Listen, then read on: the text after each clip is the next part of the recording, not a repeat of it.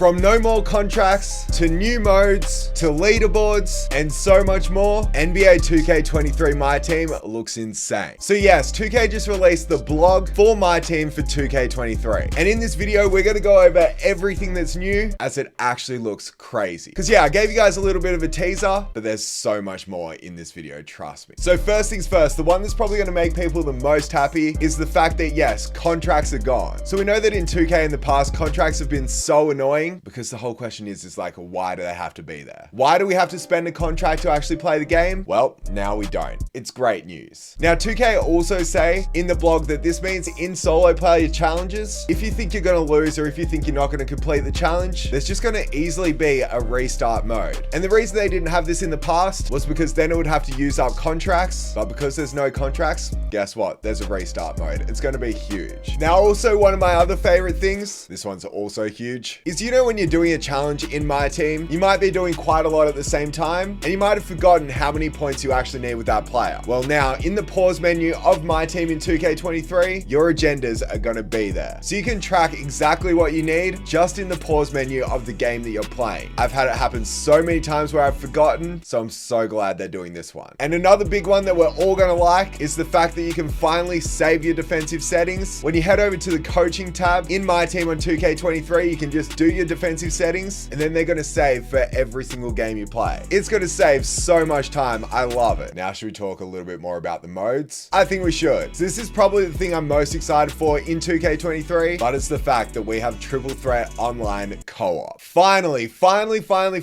we can play with our friends in My Team. This is one thing I've been asking for forever, because My Team is such a solo mode, because you're really just playing by yourself the whole time. But now in Triple Threat Online co-op, you'll be able to play with either one or two friends on your team, or you can also play against your friends to then get wins and then get rewards as well. So basically, you'll be able to pick a card out of your collection that you want to use, and you'll be locked onto that player pretty much like My Career. In, let's say, the park, you'll be that one player, and your two other friends will be controlling the other two players. But then there's also a competitive mode where you'll be able to get even better rewards, and this whole mode just seems like a huge dub. I can't wait to play it. Then next up, I found this one a little bit crazy. So you know how in My Team we're always controlling all 5 players? Well, in 2K23, they're allowing for My Team, you can just control one single player. And I thought at first this might suck, but I actually think it's going to be really good. For example, when they say you need to get 20 rebounds with a player in a challenge, how sick is it going to be to just say, I'm playing on one player and sticking on them just like you would in My Career? Then that means you can just complete the challenges so much quicker that I actually think this will be pretty good. It also might be really good for gameplays too, to be honest. But yeah, it says this will be available for all modes, so it should be really interesting. Next up, this is something I've been asking for forever. We've had it in the past, but it didn't go too great. But this time, I know it will go well. And it's the updated unlimited system. So you know how previously we'd sort of get the wins and then we'd get up in the tiers and that's how we get our rewards? Well, now it's done by getting season points. And when you reach a certain amount of season points, you then level up to the next tier until you get to the Dark Matter tier, and then you reach the Prestige tiers. I'm guessing this is sort of like the Showdown tier, but apparently there's even more rewards in this. And also there's a new vault you can open up after every win once you reach those prestige tiers. But yes, there's leaderboards in My Team Unlimited. And I love this. I love checking my record. I'm a competitive person and I know so many others are. So I think this will be awesome to see. And especially because it says in the blog that if you get into the top 10 of the leaderboards for, I'm guessing, that season, you receive a special icon displayed next to your name to showcase in My Team's multiplayer modes. But yeah, it says even if you're outside the top 10, you can also earn special icons for completing all possible tiers and prestiges for the season. So I don't know, I think this will be awesome. Now also 2K are bringing clutch time to single player. So yes, it's now clutch time for single player. That didn't really make sense, but hey, keep it in the video, Angus. Yeah, it's quite simple. It's the same as the multiplayer version. It just means now you'll be able to play against the AI and get new rewards too. So I think this is a dub for the offline players as well. Now let's talk about single player Triple Threat. So you know how in 2K22 you'd have to get so many wins to actually get the top reward, and no one really was getting 3,000 wins in 2K22 on Triple Threat offline? Well, now you don't actually have to reach that super high amount because it refreshes every single season. So it might refresh to only like 100 wins, and then you'll get the top reward for Triple Threat offline in that season for just winning those 100 games, rather than it stacking on top of each other, if you know what I'm saying. I think this is a great addition. I did not want to play 3,000 games of Triple Threat offline. Then there is still going to be domination, but there's so much domination coming out on launch day. We've got 5 sets of 33 games, so pretty much 5 sets of domination, and the reward rewards for each one are an Amethyst Julius Randle, Diamond Mitch Richmond, Diamond Mike Bibby, Diamond Bill Walton, and Pink Diamond John Havlicek. And you know how you had to get stars in Domination? You had to rack up that MT and so on. It says now that you don't have to do this. To get 3 stars, all you have to do is win by a certain amount of points in the game, which is so much better than trying to get the MT. Next up for Limited. Personally, I never really play Limited, and the reason for it is I just see no point, because we see all these prizes we can get, but we can only decide to get one of them. Well, now in 2K23, each week you get the championship ring, you're gonna get that prize, which is so much better than just waiting until the end of the season to finally get the prize that you want. It means that you get 6 rewards pretty much instead of just 1 player, so I love it. Now it's time for the draft. Now the biggest thing they've added to the draft is one thing that I don't understand why they didn't do it last year, but yes, if you've run out of tickets for the draft, you can now buy them with MT, which is gonna be so much better. It means so many more people are gonna be playing the draft, and I feel like it's gonna be a great way to actually rack up quite a lot of rewards. Also, you can adjust your lineup in the draft before you get into the game, which is so simple, but such a big thing. Then Triple Threat Offline looks like it's pretty much staying the same, except the 100 has been 100% removed. It's just the same as it used to be. Now let's just talk about the things that I find very interesting, but very weird, and I can't wait to see how they play out. The first things first is the prize balls. In the blog it says, ever wonder how those metal and gem balls bounce so well? Each time you finish a game, win or lose, these new prize balls will get closer to breaking. After a win, you get a chance to break the ball and get a prize. There's also going to be special events with these balls. I am so confused. I get that they're talking about the triple threat balls, the metal ones, but it's like, how is this going to work? I don't know, but I feel like it's a really cool addition that could make it really fun. Anyway, then we have these exhibitions, and this one I just find very interesting and quite funny, but quite cool. The blog pretty much says if you have cards that you're not doing anything with, why not send your players on an exhibition mission? Pretty much saying that your players can go on vacation, so you can send them to Honolulu, Paris, probably Australia, and after their mission time expires, your players will return to you with a special reward from their mission, giving you a new passive way to improve your lineup and collection.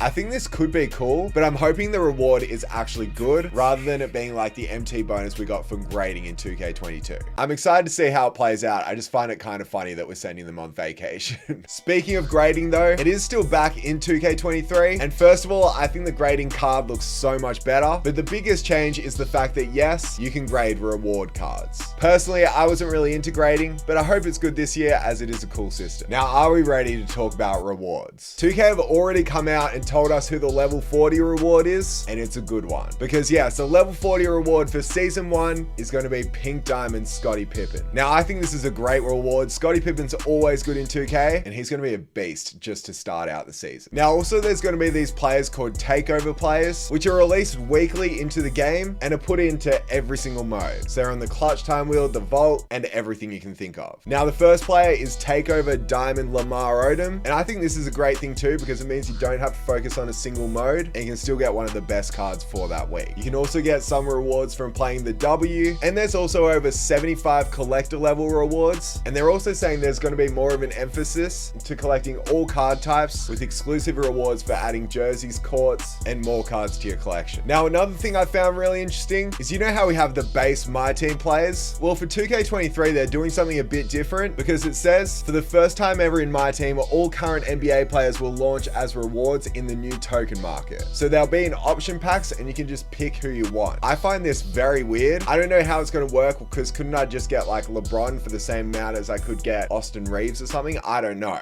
I guess we'll have to just wait to find out. But finally, we do have a thing called the trophy case, and you can see the reward here is Derrick Rose, but you have to collect 15 event cards to be able to get the Pink Diamond reward for each team. And it says for collecting 5 division Pink Diamond players, you'll get a Galaxy Opal, and when you collect the whole thing, you get Dark Matter players, which should actually be pretty cool. It says you can get a Galaxy Opal by the end of season 1. That's going to be sick. But yeah, wow, I'm pretty sure that's it. That was a lot more than I thought, but I hope you guys enjoyed. That's the courtside report. I never do these types of videos, but I hope you enjoyed. 2K23 looks like the biggest dub, and I'm so excited to play it. So be sure to sub if you haven't already. Be sure to smash that like button, subscribe if you follow me on TikTok, Twitter, and Instagram, and that's pretty much it. I'll catch you guys in my next video.